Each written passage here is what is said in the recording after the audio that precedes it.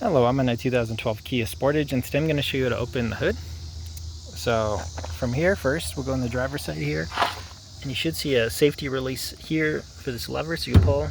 Usually you hear like a pop sound if you heard it. And if there's no tension at all on this, you might want to check back up behind this plastic, make sure all the cables are tight and connected. But that's what that looks like. Now we'll go up to the front.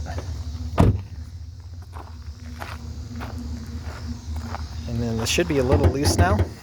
Most vehicle models, there's a release lever somewhere towards the middle. This one's actually right here. So we'll lift and then lift up the hood. So lift. There we go. So that's what this looked like here. And then this here is what it was hooked onto. So I want to make sure everything's centered properly if you're having issues.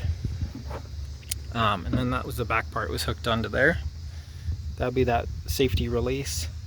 And then again, make sure all the cables are there and connected. You can see part of what it looks like there.